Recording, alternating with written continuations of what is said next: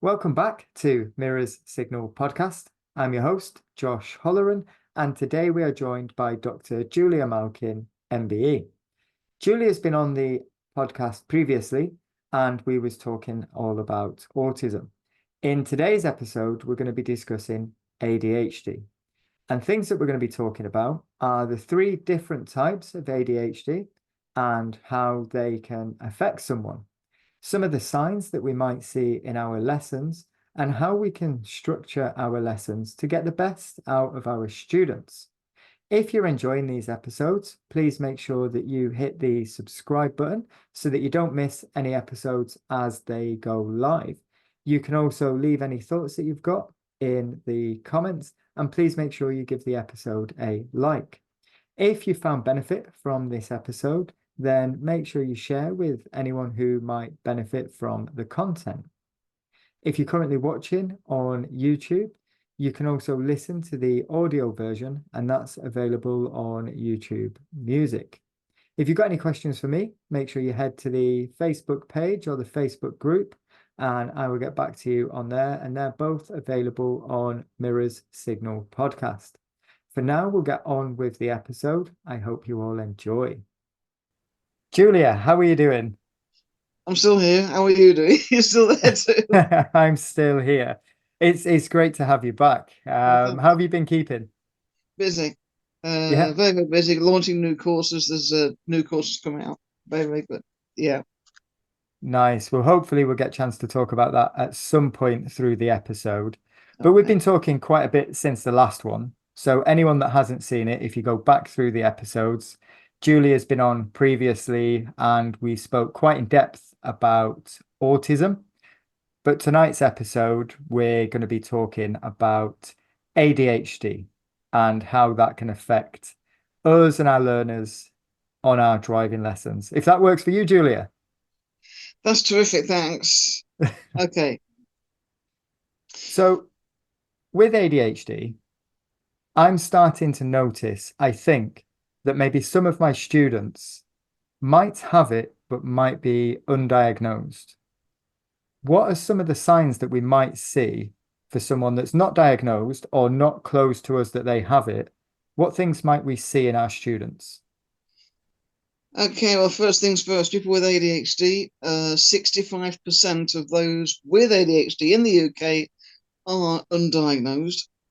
Wow, So get a lot of them without a diagnosis.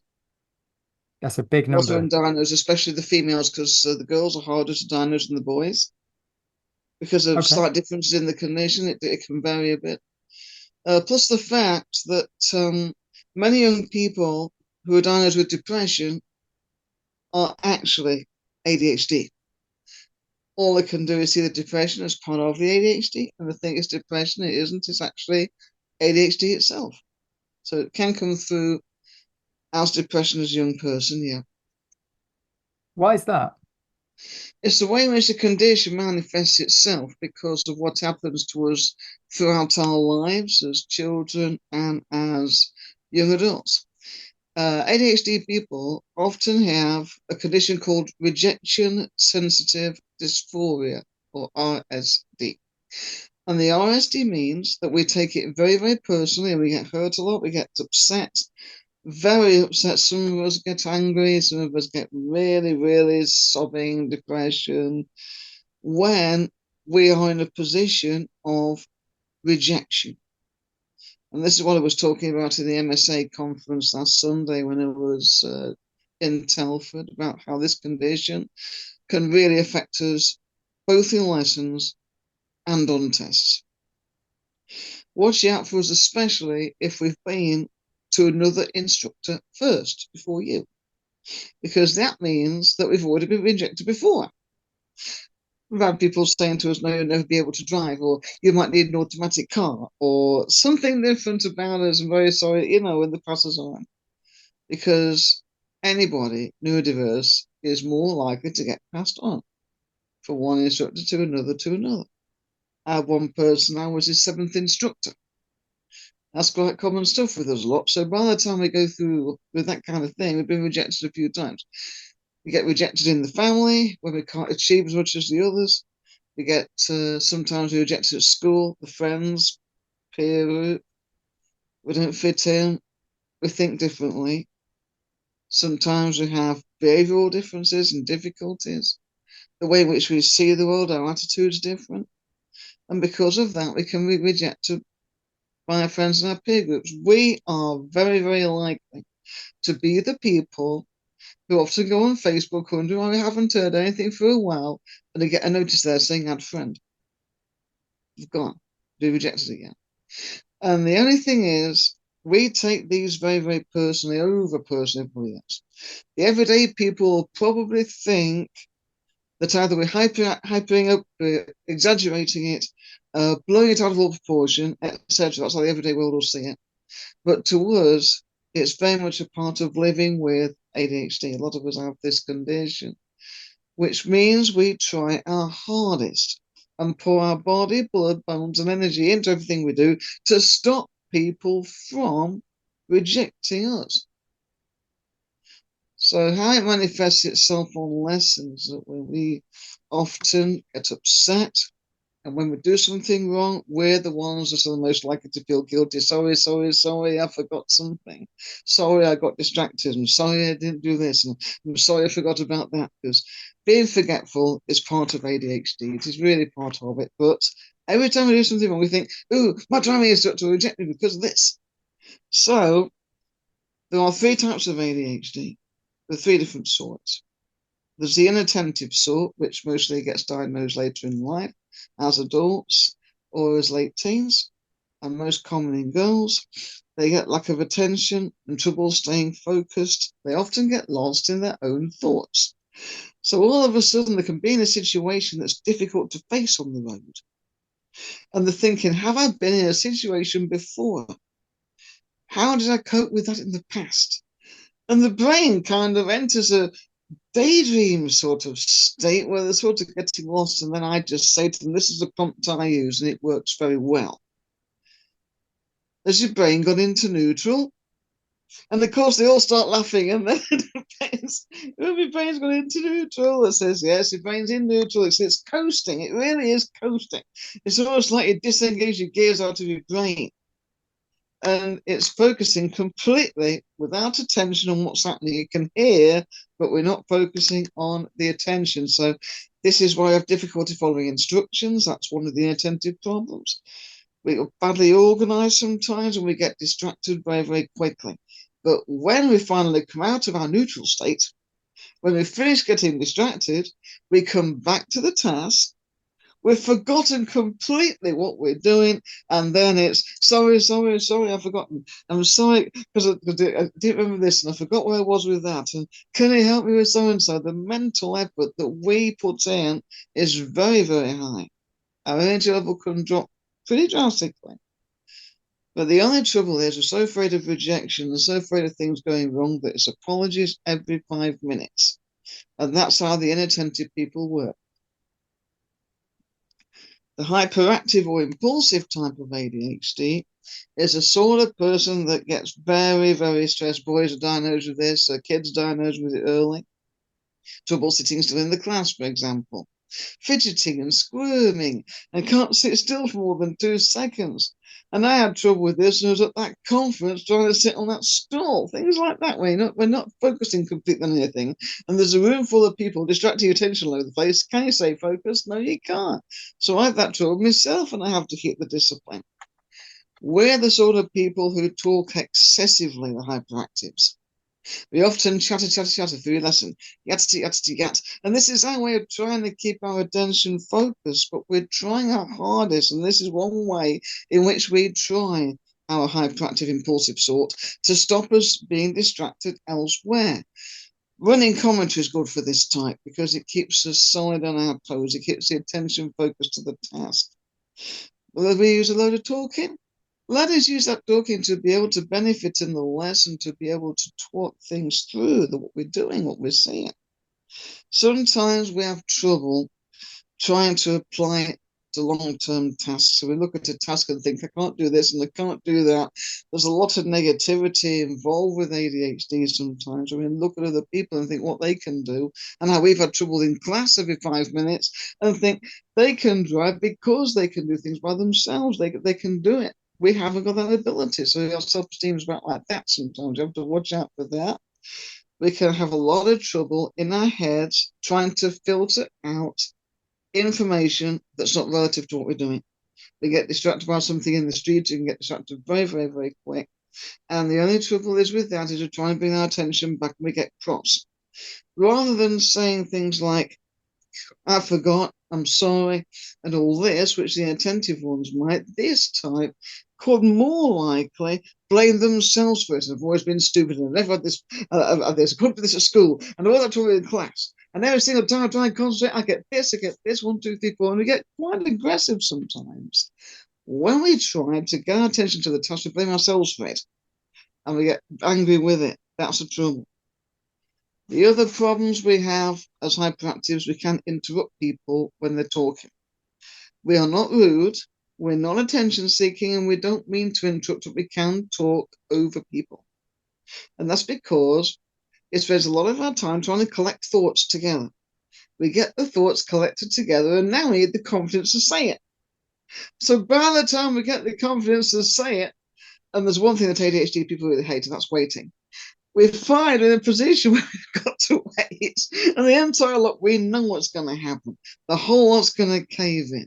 We have got to say what we want to say before our train of thought gets distracted, or the brain goes into neutral. One of those two things are going to happen, and we know that in here, so we say it, and it comes through as an interruption. And we do not want to interrupt people. We hate doing things that's bad. Once again, we can be sorry. Oh, I don't believe this. I've done this again. I've interrupted people. I told myself not to interrupt somebody. And all the time I end up interrupting, so we get very upset because of these problems that we have. The third type of ADHD has both types together. So they can get inattentiveness at some point and they get hyperactive at others.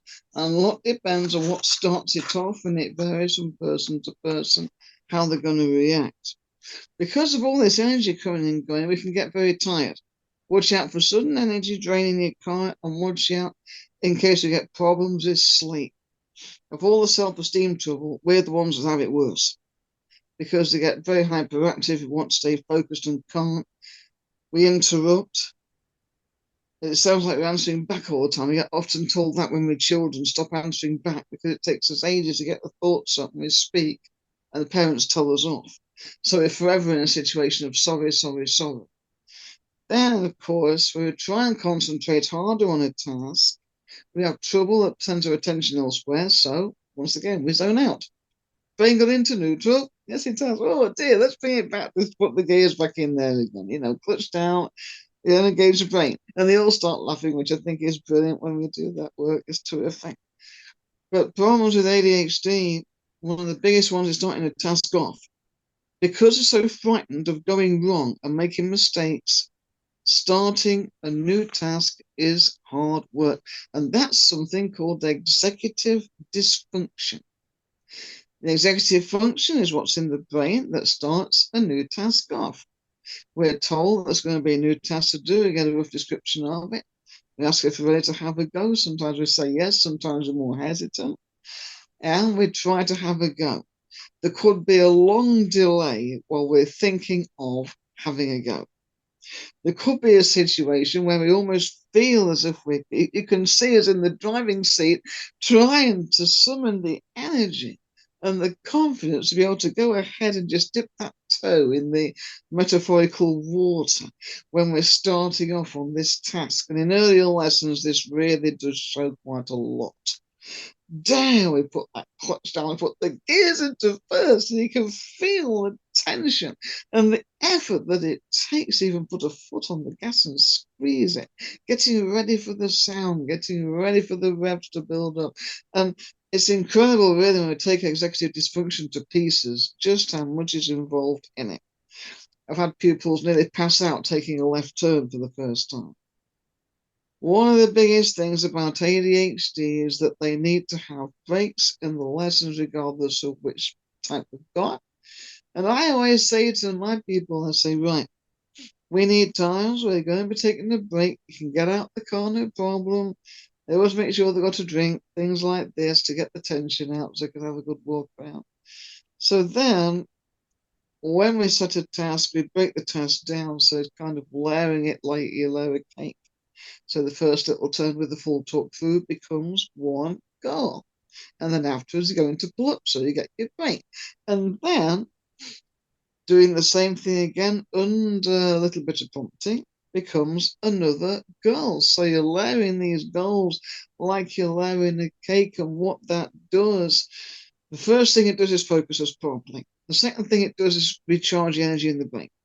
Third thing it does is give us a sense of achievement. Our self-esteem is not quite so flat because we can find we actually can do something. I can succeed even though I was bad at school. I can succeed even though I was always told I was making trouble and always told I was seeking attention and being told off for interrupting and being told off for this and told off for that. So you as a driving instructor could be the very first person that gives us a bit of confidence to be able to go for a goal, because executive dysfunction is a problem. We can't set out on the goal. We're terrified of it. The biggest number one fear that we have is rejection. So another problem that driving instructors can get with us is reflection at the end of your run. So when you're at the end of the lesson, how did that go? How well? What went well? And we're thinking, what did go well? Now we can have an idea in our heads of what went well. And we can take our drive to pieces in our head and find out what it was. But ADHDs, when they're thinking, the inattentive ones can zone out so the brain can go into neutral doing that train of thought. The hyperactive ones could fidget a bit under the stress because it takes a long time to collect their thoughts together. So during feedback time, they can get quite a bit of stress coming on. Watch out for the grip of the hands. Some like to hold a stress ball and some like to have a drink while they're thinking, trying to keep that concentration going. But the main problem is there's a lot of them. Remember how that RSD gets involved. Rejection, sensitive dysphoria. So some of us have got a problem thinking, was that bit good or not? Did it go well or didn't it? I don't say this bit went well if my driving instructor says it didn't, because that leaves me open to rejection. So you can see how deep it is. Asking questions is hard work. Will my driving instructor think it's a plank if I was to ask a question at this point? Would they reject me? Would they naturally think that I should know? I've got the skill, I've got the ability, I should have known this by now. That kind of thing. So sometimes you get a bit of imposter syndrome showing in, and that's when the ADHD person is thinking, people say I'm good, but I don't think so. People say I can do it, but I don't think I can. If, therefore, I was to go ahead and have a try and do it, it's a fluke, it's a bit of luck. Therefore, I'm an imposter, I'm a fake, and I'm frightened of other people finding out that I'm fake. So that puts the fear on us again. So it's always a massive load of fear going up, up, up, up. There's fear of rejection. There's fear of making a mistake on a task. There's the initial fear that we have when I can almost feel the body turning to stone with executive dysfunction. New goal, new situation.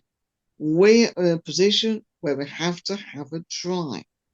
Dare we do it? And it's almost as if we can feel the body freeze up with this because we're so terrified of executive dysfunction, trying to step out and to start this off in case it goes wrong. Asking questions, you can get frozen up. And all the while, we are trying to follow the highway code, trying to control your car, trying to watch the hazards as well. Keep an eye on everybody else. Try and listen to what your instructor's telling you. And all together it's added up and up and up and up. And you can see our energy just goes completely out after a while. Watch out for that energy. And that's why sometimes we have so much trouble trying to stay on focus. Focusing is very, very different. I use the word focus in the questions a lot.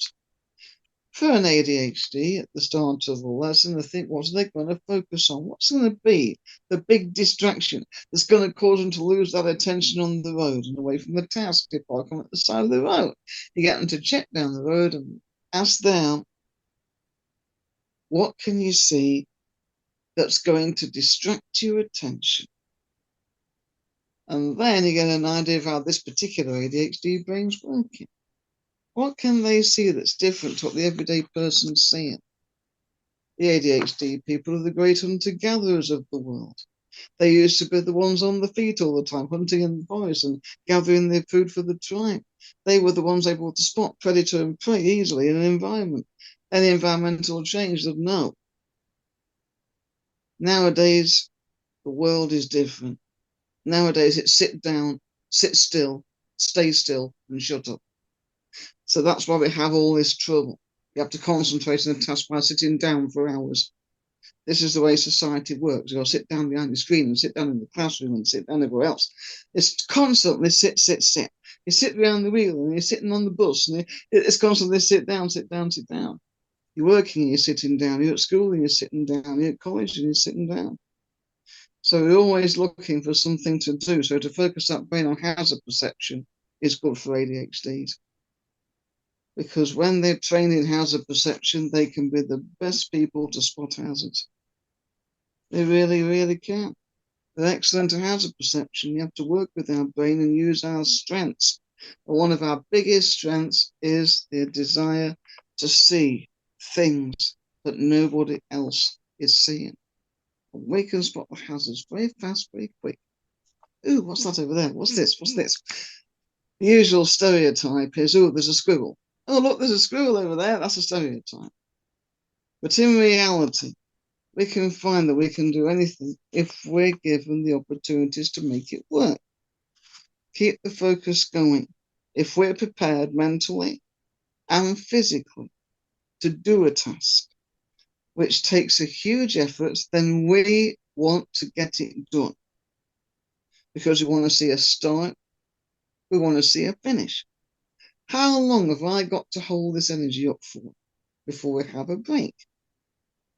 How long have I got to sustain my concentration for before I can afford to let it go? So if we know when we're going to start and where we're going to stop, it's a big help to us.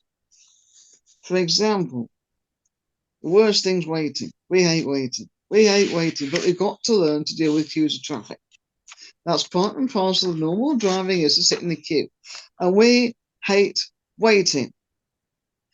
One of the worst cases was a driving instructor who told me about a pupil who was ADHD, was approaching a roundabout, no problem, supposed to be turning right, everything was okay.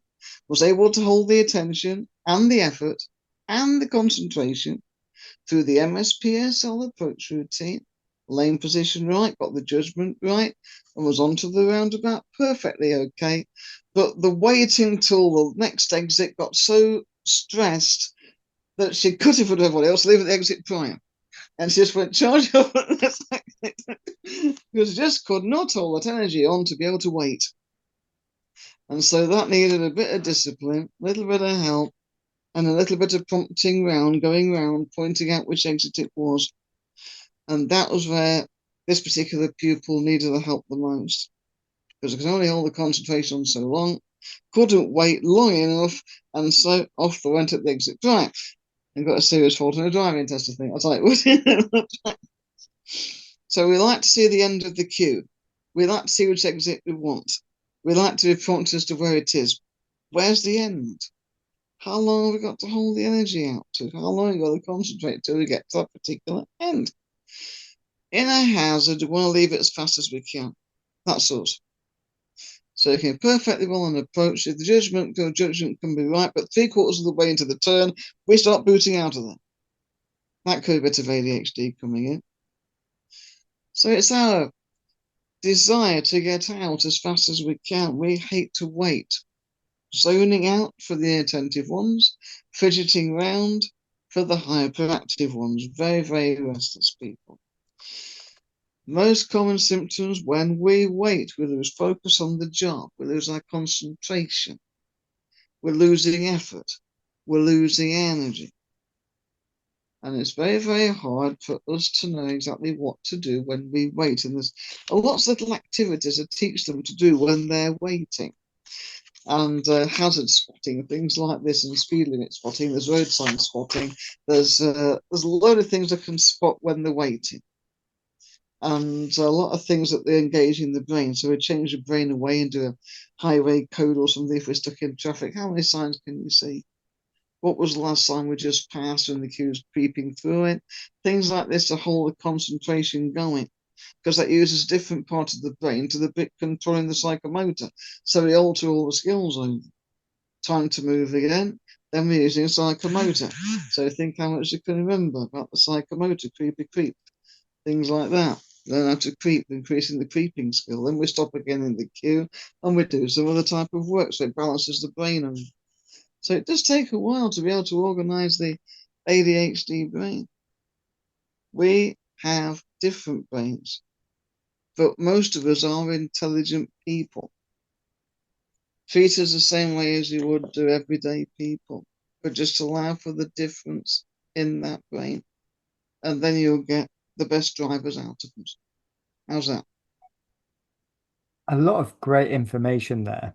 And when you're reeling off the signs that we might see in the lessons, I'm sat thinking, yep, I've seen that.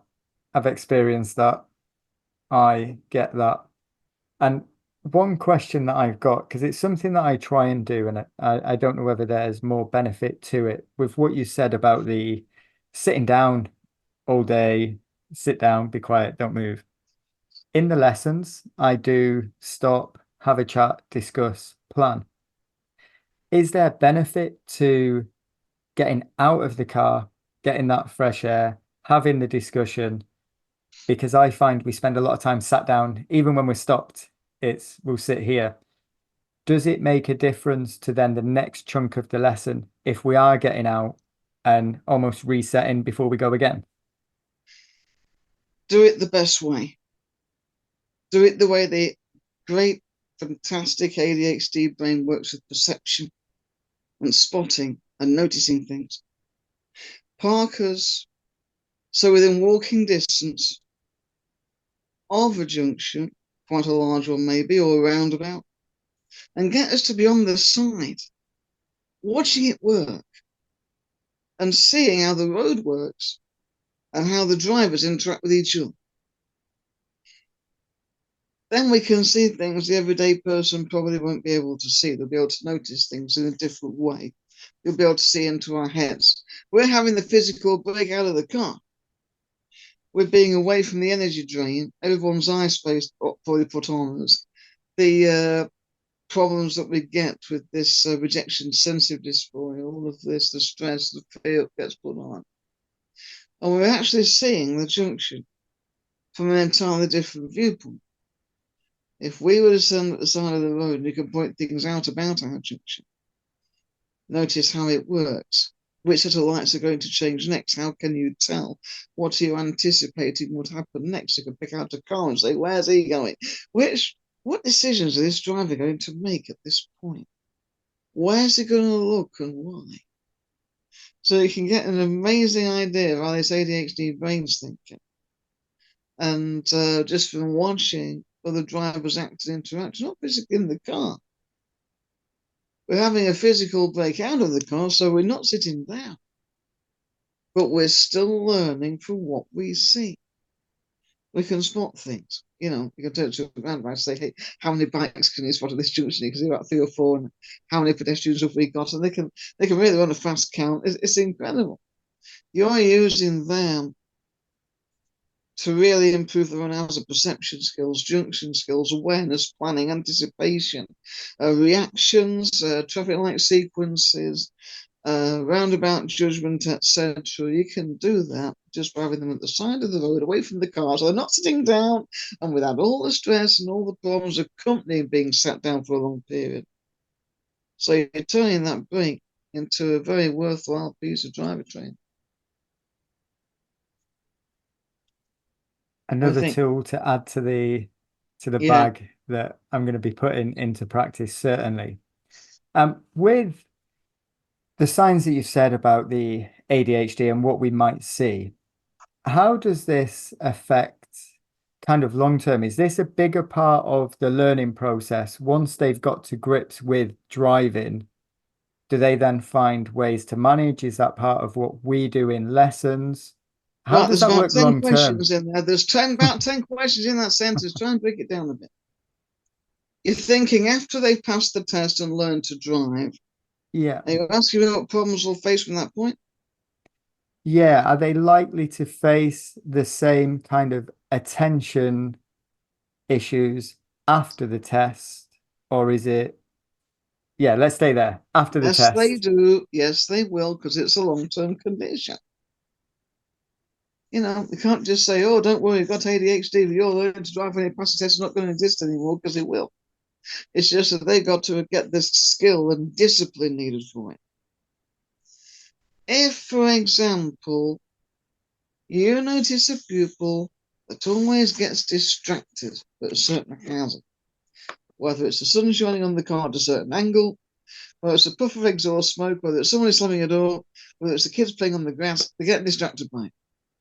So you're then going down the road and you're driving. This pupil's driving, you're teaching people going down this road, and all of a sudden they see that hazard. You know that your pupil is going to get distracted again when they see that hazard. You know it. So what are we going to do about that? So we're going to discipline the pupil, discipline the brain, and follow the highway code and the routines all at the same time. And all they're going to do is say to them, right, okay, who's behind it? Check mirrors, making sure it's safe. So what they're doing is exactly the same as you would for all hazard perception tests. The hazard perception test actually runs as per mirror check. You click the mouse at the same point you would check mirrors on the hazard perception videotape. So what you're going to do is practice on the road in exactly the same points. You know there's going to be a hazard, you check mirrors first. The act of checking mirrors takes the driver's attention away from the distraction of the hazard. Just for that split second in there, they then know that they're concentrating on what's happening at the rear, and then you get them to forward focus again. You're training that driver to cope with that hazard by noticing there's going to be one and then running a mirror check. If after they pass their test, they know that they're going to see something similar to that and they automatically check mirrors, then that's the right sequence to do. Focus the brain back to the task. Stops it from zoning out, stops the hyperactivity, make sure it's safe on the road behind you. It's usual driver stuff. So when they go past that distraction again, it distracts them a lot less than it would do if they concentrated on it. Instructors at this point must not mention the distraction. So it's just basically a check of mirrors, then scanning the road ahead.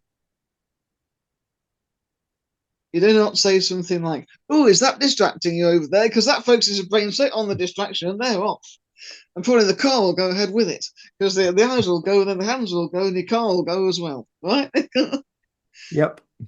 You mentioned the distraction when you're sitting down, standing still, car parked at the side of the road, everybody happy. Do you see there's a distraction down the road? Yep. What did we do about it? Check mirrors. There you go, getting the routine in. You're programming that brain to have the discipline. So don't mention the distraction live on the road because that'll upset the entire sequence. You're recording into that brain a routine that the brain's going to use. But you don't mention that word distraction as part of that routine, otherwise that'll play back as well. That means that brain will always look for something to distract it. That's not what you want. So the word distraction doesn't come into the sequence then, it comes to the sequence when you're pulled up. So that's how I usually deal with that. That makes a lot of sense. We see that quite a bit, don't we? When we're teaching people to drive, they'll have the distraction and then away we go, wrong side of the road, and we wonder why and how it's happened.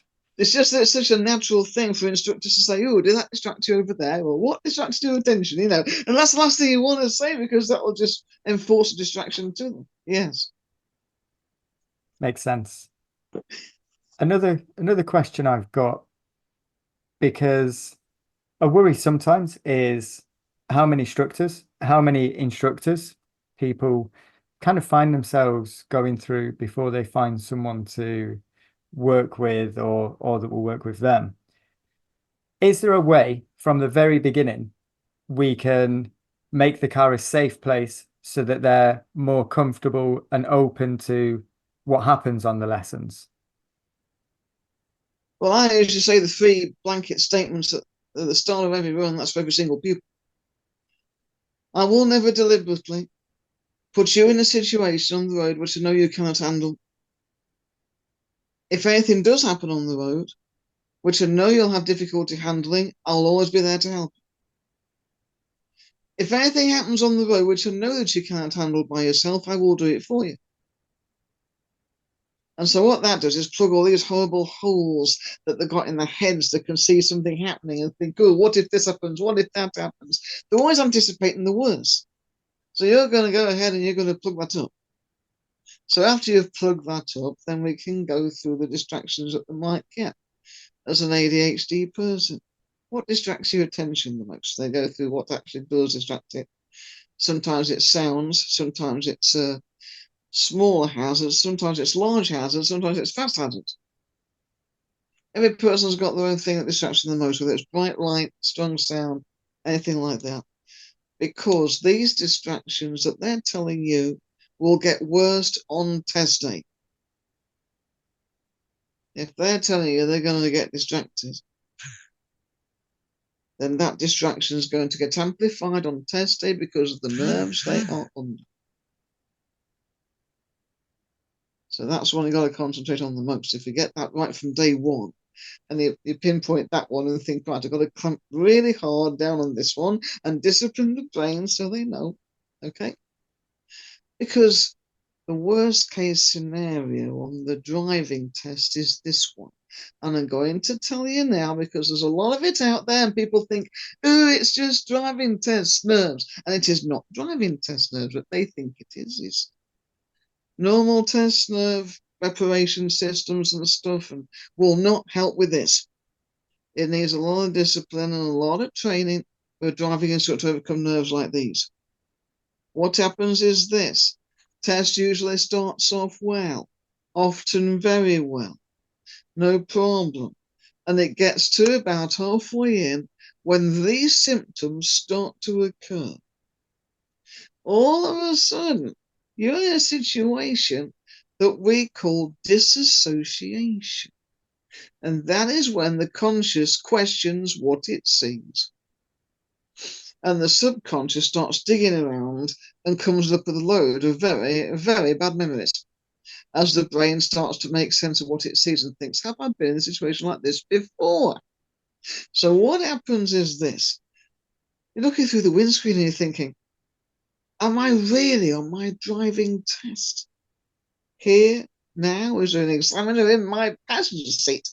Am I actually physically doing this here and now? So the body's doing the job, but your brain's elsewhere. So while you're doing this questioning, you're trying to get the brain back on track. It naturally wants to. And so, what's going to happen? We go on digging, trying to find ways in which you cope with the situation before. By doing so, the inattentive ones begin zoning out and the brain goes into neutral while they start to think. And then you get the hyperactive ones that get very distressed, very upset with themselves, and are desperate to open the door and have a break, right? And that is the worst case scenario with ADHD, because I know, because I passed second time when I took my L test. That was the cause of the reason why I failed my first L test. I had one. Just going down the road. And if I went back to my hometown, I'd tell you which road it was on. And I'll show you the spot on the road where it happened. It's recorded so clearly in there, I'll never forget it. Brain zoning out, trying to find something to concentrate on, to bring it back. Those prompts that you give as a driving instructor have got to be so strong and put into our heads that we can think about your prompting. And we can think about the prompts that you do. That's why it's important that you're making memories in the lessons for us to call back, to stop us going into far past looking for ways to get out of it. So a lot of the recall systems are to use that I can train instructors to do is to go back to a certain point in the lesson and a certain point in past lessons and put the memories on at that point. Plant the memories in as a form of recall. So when they're on a driving test and feel like this, they've got something recent in a real lesson with real driving instructor talk to prompt them to come back and stops that happening. But because it feels like test nerves to the person who's got it, they think it is test nerves, but it's not. What do you think? Interesting, isn't it? Yeah, it's the thing that fascinates me is how the brain works and how it works differently for different people and what we can do in the concentration. Because I get it and I see it in the car as well. I think it's amplified when we're driving because I'll sit and think about something instead of doing it, and then I'll think about doing the thing. And when we're in a car that's moving at 30 miles an hour, we might spot something and think, oh, we've got a roundabout, I need to do this. But instead of actioning it, we're thinking about it. And then before we know it, we're at the roundabout and we've just been in our own space. So I think having that reset, like the mirrors, checking your mirrors back on focus, and then having that process going into it is going to help students manage that thought process and that planning process throughout their driving. The best thing to do is work with the ADHD head, not against it. And this is where a lot of environments have things wrong. When in some schools, you've got little kids given gold stars for being sitting still when they're paying attention. And, they're actually molding them to mold the brain into something different to what it actually wants to be. And if you work with the brain, you're going to get a far better response. You teach that brain to respond. You teach it to focus and alter its focus. That's what HAS is all about. Is that scene is constantly changing. So because everything in the road is constantly changing, you can use that to really help this ADHD brain likes to see it. It wants a secure grounding, but on top of that, plenty of variety. That's how you can use the ADHD brain. They like to be grounded in the routines, and then after that, have the variety put on top, so they know what the space that they're working with. They need to work within it, within the boundaries, within the speed limits, within the regulations, and to explore the variety that they're going to see within it. Work with the brain. The best thing is to work with the brain. Something I've not thought of because I guess when we see the concentration going or the concentration going somewhere else, we're not using that. We're just trying to redirect it. Like, no, we need to concentrate here rather than using whatever it was that drew them over You there. can Let's speak to use Christmas that. things on that, and they still won't do it. So that's what you Yeah. need to be doing. You're thinking, right, and pulling over.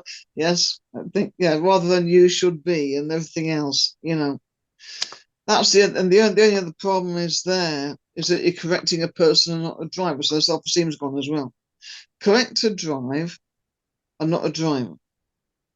So rather than you should, you shouldn't, you don't, you should, want to, it's personal.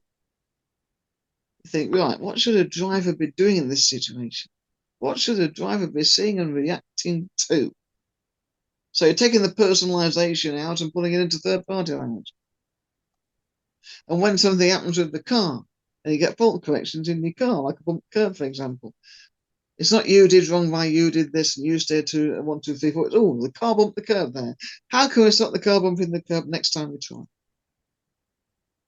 So you correct a driver, not a driver. Keep the self-esteem and be personal when they do something right. Well done for doing 1, 2, 3, 4. Tell them why. Yeah, use the name. Reinforces the person saying, "I can do this." It's crazy how changing a few words, even just hearing you say it there, changing those few words completely changes the full message that's being said. Well, what you're doing is like the GDE matrix says, you're dealing with a whole person. You're dealing with the personality of the individual. You're dealing with the awareness of the individual as a person. That's the thing. So running the person down, it's inadvertent. A lot of instructors inadvertently do it.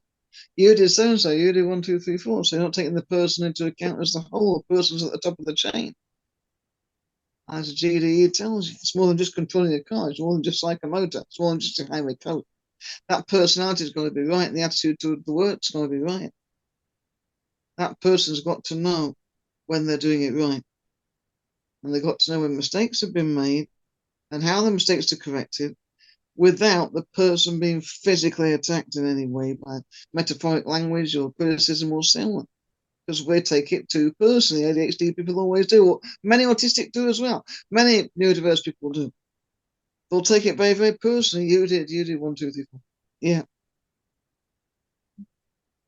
I've known some people not get in the car anymore for a driving lesson after this situation. And then people wait for years before they drive again because the self-esteem's gone. Because with ADHD, it says my driving instructors rejected me, which links back to our RSD, rejection sensitive dysphoria.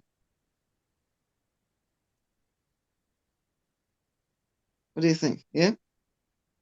Yeah, fascinating. And I think where we've got to there with that language, that I think is going to be, for me personally, I need to look at how I'm using my language and using whatever traits any of my students have got to their advantage and treat everyone as an individual and be very careful on the language that's being used in the car around the driving.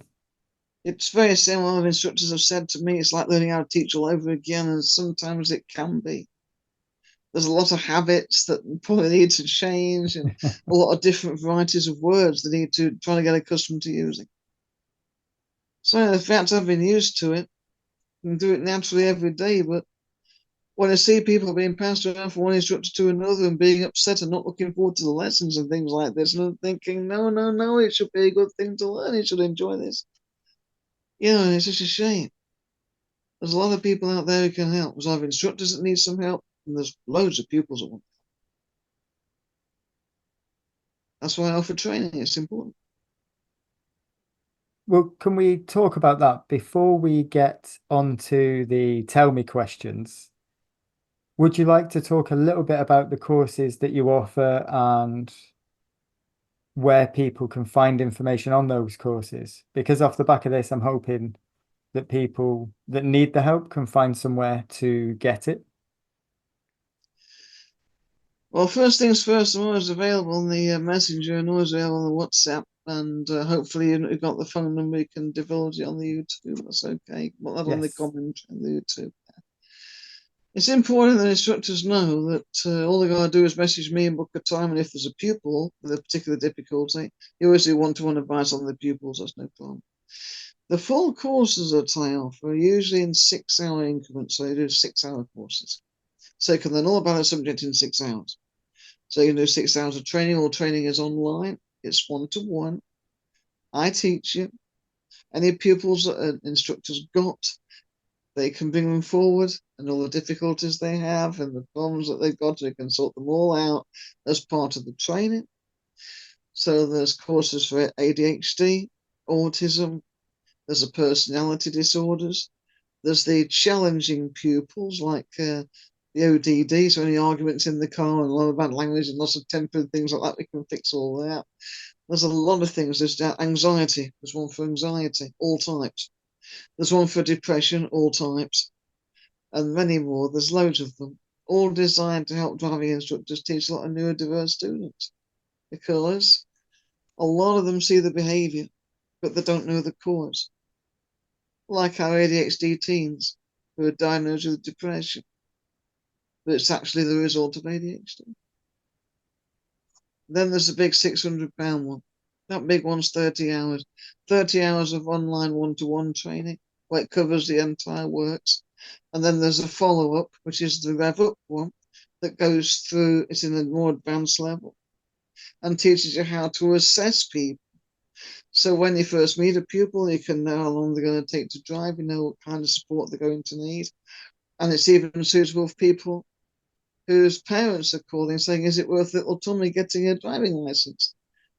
And you're just thinking, is it worth him learning to drive? Because a lot of parents want to know. So you can physically assess a person over the internet or similar and see whether a person is worth having a license in terms of ability. How long will it take to learn to drive? Is it worth him getting a driving license? Some people actually say that. So they can say, right, no problem. Let's have a seat because you can. And they be able to assess a person, be able to assess a person for driving ability. And there's loads of exercises you can do. You test for reciprocal communication and use of language. You've got to be able to test for attention. You've got to be able to test for psychomotor skills, memory retention, do memory exercise as part of the assessment. There's a lot of different things that they can do. So you're thinking, what areas does this pupil need support in? And so I can train instructors how to do that with every single person that comes to them thinking, can I drive? So there's a lot of courses I provide. What we'll do with all of your contact information, I'll get it put in the description, and we'll put your social media in the description as well, so people can reach you either on your number or your socials. And are you happy with your email address as well? Through the Facebook pages, put your business Facebook page down there as well if you can. Yes. We'll get all of that in the description. So anyone that's watching and wants that information, head to the description and you will find it all in there. But what we'll get to now, if it works with you, is the tell me questions. Do you mind going through those with me? Is that different from the show me, tell me questions? Yeah, we've put our own spin on it. And these ones, don't worry, you don't fail if you get them wrong. That's good. So to look forward to anyway. Right, okay. So the first one, can you tell me what car you would drive if it was the only car you could drive forever? That's quite difficult to say, you see, because where I come from, it depends what I'm using it for. And I'm just using it for regular tuition or something else. Because the ideal car for me isn't a car, it's a van. You can carry everything with it. Because I've got no children, I've got no family. Then basically, what you can do is load it up. You can go anywhere in the whole world with it. It's a freedom more than anything else. Some of my ancestors were gypsies and they were used to caravan living in the old days. And I have one ancestor who was a rat catcher on a farm, and his son married the vicar's daughter, and it caused a scandal in the village. And so they used to caravan living and being on the move. I was homeless for 3 months and would never have survived if we didn't have a van and been able to carry a lot of our stuff with us on the road. And find that there's so much more practicality. The only reason I've got a car basically is for things like learner drivers and the standards check and things like instructors would need it. And I've always driven a Vauxhall Corsa car. I've always had a Vauxhall Corsa car ever since I started 18 years ago. All the vehicles I've driven have been Vauxhall, and the van's always been a Vauxhall. Never any trouble with them. Parts are always available. Not too expensive to run, very economical. The insurance isn't through the roof either. So we think of in terms of economy and cost and things of parts availability, accessibility, speed of repair if there's a problem, things like that. That's what we always think about because I spent ages on the road, you see. Last thing you want to do is have a vehicle that's going to take a lot of time and problems getting a certain part through and having it out of action. There's only one time a vehicle ever was out of action, and that was when somebody bumped into it at a car park. We were homeless, and it was staying overnight in a Premier Inn car park, and somebody bumped us overnight, but they caught it on camera. So we managed to get a courtesy car to the insurance, and was teaching people like that until it got repaired, which was very, very quick. I like that. A very practical answer. So we've got a van, yes, a van for traveling, and a Vauxhall for teaching. The car for the lessons. You always have the 2 vehicles, yeah. We'll let you have 2. You can have the bonus one. Yeah, once I made it to that conference without the van, you know, just think you're stuck on the motorway for hours and everything you need's right with you. Yep. Yes, you don't get any problems, don't get any trouble. So that's why we go on long distance. So it's the van that we go. Yeah. A great answer. The next one. Can you tell me if you could deliver a driving lesson to anyone, who would it be?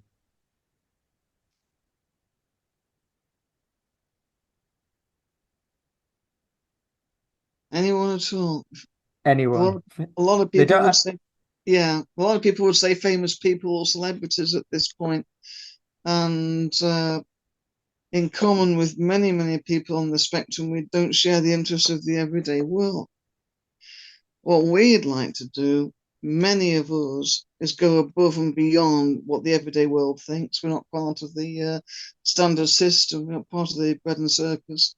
We look at it above and beyond it, and we're thinking, are we going to be the first people to learn to drive a vehicle on the moon? Are we going to be the first person to drive a vehicle at the bottom of the sea? Are we going to be the first person to go on the Antarctic and teach a driving lesson? I mean, we're the kind of people who think like that. We think above and beyond the box. So we're thinking, are we going to be the first people actually in space with a real vehicle going to land on the moon and be able to control a vehicle on the moon with the difference in the gravity, things like that? So to be something scientific, we'd be pioneering new fields. I think it to be more what type and who. So to be working with a group of scientists developing a much more efficient car. If I had the choice of teaching, it would be teaching somebody high up in the scientific community how to get an everyday vehicle that's more friendly towards us and with vehicles more friendly to the person on the spectrum and ADHD people in terms of handling, in terms of controllability and things like that. That's one way. The other way is to teach somebody high up in government, like the Minister of Transport, and have him have a lesson with me, say, excuse me, I'd say to him or her, this is the way people on the spectrum see the road. This is the way in which we see it. Do you understand how we see it? How can this benefit you as planning our roads, planning the way things work in our towns and town planning? How it works with vehicles, vehicle maintenance, and accessibility to places that understand people like us, right down from your local petrol station, right through to national policy. That's what I would do. If I was teaching someone to drive, I would do something like that. What a great answer. I don't Thanks. think I'm going to have another answer like that anytime I soon. don't think he will. Yeah. Oh, great answer. So the next question, can you tell me the best piece of advice you ever received? The best piece of advice that I've ever received, what across the board, yeah? Yep. Yeah. It doesn't have to be related to anything, Okay. just something It that was stuck with never you. to divulge my own material to another party because of the copy. I've had universities copy my material. I've had other people copy it out. I've been, because I've had one person who was a great friend of mine in the driver training industry who is sadly dead now. He says to me, be very careful with your material. Make sure everything you do is copyrighted because people will want to use that material and take it for themselves. And so make sure every word you write is copyrighted to yourself because people will want that material and they'll share it and divulge it among themselves. And it's true because some people already have done. Nice answer. So looking after the work that you've done. Yes, because I write a lot of material out, and even the Yep. articles I write for the magazines are all copyrighted over the top. Yes. Nice answer. Can you tell me your favorite book? Wow. It's got to be Vengeance of the Tribes. This is one I've written myself. It's online at Amazon. Okay. And Vengeance of the Tribes basically goes into the details of one planet fighting another in the distant future. And what it does is gather different peoples from different planets, all different abilities, and all together to fight this one common enemy alien force. And then by doing so, it goes through the several different people with different disabilities. There's a physical disability problem. Another one's got a severe fear of flying in outer space. There's people who are scared of things in the past, and they all go through different things to get to where they're going. And that's one book I've written called Vengeance of the Tribes. That's book one. It's a series of 3. There's another one I've written that's called All in the Mind, and that's available on Amazon as well. You can read it. Put my name into Amazon, you'll find it. And All in the Mind was written quite a few years ago. There's 2 sequel books to it I've written as well. They're on Amazon too. And that deals with a young student at university who went through a university experiment which changed him into a special needs person. So everything about his university altered. The relationships with the professors and the other students, the actual subjects he was doing, the relationship with friends, etc., peer pressure, everything, his interests, a whole lot altered as a result of the experiment. And at the end of the book, he is given the choice whether to return to his previous condition or to stay as he is today. And I'm not telling you the answer, but you can see that one's called All in the Mind. Those 2 books it's linked to Vengeance of the Tribes because Vengeance of the Tribes materials put into that one. And then there's 2 sequels when he goes to university in different situation. He goes away with a big team of people. He's got to adapt to a new environment. There's loads of different things that he's doing, and everything gives you a real life special needs perspective. Everything he goes through, everything he does, everything he sees and smells, and the way he feels, all the feelings come over. It's exactly as we feel as special needs people. This is what I did after I passed my PhD. What I did deliberately was to design books like those so that everyday people could read them. And people like ourselves would see ourselves, oh, that's like me. So I'm not on my own, there's other people like me out there. And then other people will be able to say, oh, I know someone who's like this. And then they'd also get the support coming in as well. Because remember what was happening with the university assignments? It was done to provide special needs support because it was done that why the experiment was done. The experiment was done deliberately so the universities could see through the eyes of one particular student, see the changes that had taken place in a neurotypical student changing into the neurodiverse student. I'm thinking, right, what are those changes? What has altered? So they get his close friend taking a load of notes and transfer the notes to the meetings. It goes all through the sequence. So you can see the type of support that was given, as well as the problems the person was facing. So it was designed for everyday people to learn from. Because I thought, I don't want things like my PhD documents just rotting in some uni library when only people able to read them was a prof with a great big degree bigger than what I've got, and thinking, no, the everyday people want to learn. It's got to be an everyday language. It's got to be accessible to the everyday person. It's got to be written in the form of fiction so they can follow the story. So it's entertaining. It's not like a hard pressure documentary. And then in there on Amazon, you'll also find the book I wrote called Driven by Passion, which is specially designed for driving instructors teaching neurodiverse pupils. You can buy that from there as well. Some great books there. Name Julia Malkin into Google, into the Amazon, and you'll find the stuff. What we'll do, we'll put the links to those books in the description as well. Put a link on it. If you can, if you go there, I know you're clever. You can do that. I can't do it. I know you can do it. Yes. So we'll get that in the description. Yeah, great answer. So next question. Can you tell me one message you would give to someone who's considering coming into the industry? Driver training. Right. Okay. Yes. Watch out every 5 minutes to make sure you're 1, got the commitment, 2, don't get ripped off, 3, stay sharp, stay controlled, stay in focus, and you've got before you a very, very rewarding career with the opportunity for growth, the opportunity for development, for the opportunity to get on, to progress, and to train others as well. We need good driving instructors.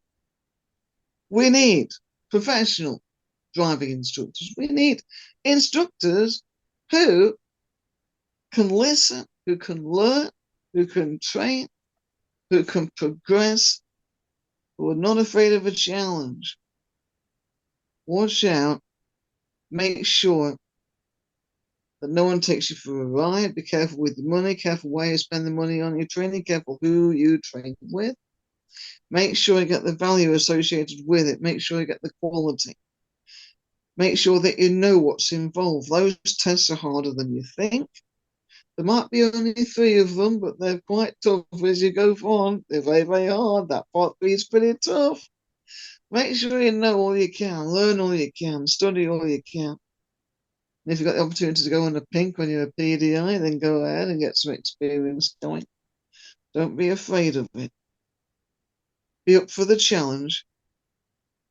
Stay committed, and you get to where you're going. Great answer. The next one, can you tell me one piece of advice you would give to someone who's going for their driving test? Make sure you are ready. Know what the test is involved and what the test standard is, and what your own standard is, and make sure the two match each other. Nice. And the last one, can you tell me something you wish you were better at? People skills. People. I wish I could make friends. I wish I could learn to market more effectively. I'm one person on my own in a strange town. I've got nobody on earth, no social contacts, because I lost everything 5 years ago and then went straight into the lockdowns, etc. People. I desperately want to learn how to get on with people. I need more interaction with others. How to build interactions and relationships with others. It's something people on spectrum always suffer with, and we need to grow. Need to grow in this department to know it. People skills, interaction, networking, marketing. Definitely need more work on those lines. Nice answer. I can relate to a few of them. Yeah. Marketing, social media. Yeah, Marketing, I social need to media, get better. interaction, be able to get on with others. And because I understand what people are coming in on. But over the 5 years, I've been stranded out here in this strange town. I don't know any people. We've made no friends. No one comes to visit. We've got no one to visit us. We've got no family. And just thinking, hang on a minute. What's happening here? I'm just kind of degenerating. You need more people to get conscious of the fact that with people, things are built. With people, things work. With people, you get together in a group with a common goal. I know because I've done a management degree, so I know about it. I know how it works. I know how to lead a group. But the point is, being on the spectrum and with ADHD on top, where are you going to find a group? You need people. You need to be able to find people, to be able to network and associate. That's why I was at the conference last weekend. The difference in the atmosphere when you go down there and see those people. It wore me down and took the energy out of me and still recovering now 3 days later, but it would do. But it's like everything else, it grows with practice. The more people that meet, the greater the skills grow. But marketing, associating with others, learning how to promote yourself properly. Because people in autism spectrum ADHD often get run down, the self-esteem's low, as I was saying prior. So it's harder for us to be able to market and show ourselves out there. We need to be able to find the support we want to be able to do that. And that's what I want to be able to do. But what a great answer, and hopefully things that in time they'll all come round. That's one But of the reasons why I'm here on this, doing this today. Yeah. Well, hopefully anyone listening or watching, depending on how you get these podcasts, let's drop Julia a message on one of the socials. We'll leave all the contact information in the description. But are there any final messages that you'd like to share? Well, first of all, I want to say thanks to anybody listening to this. Thanks for staying all the way through it. I want to say thanks to you, Josh, for allowing me to come on here. I want to say thanks to everyone who follows me. I just want to say thanks a lot because it means a lot to me. I just want to be able to say that if anybody has any help, wants any help, anything at all, anybody wants anything to do with special needs, neurodiversity, etc. I don't care if you're a pupil, I don't care if you're an ADI, I don't care if it's some outsider area like something a different kind of trade. I don't care if it's a relative even. It doesn't need to be in the industry. You can contact me. Don't be afraid to. I'm there for you. A great message. Julia, it's been great chatting with you tonight. Thank you very much for your time. I've really appreciated it.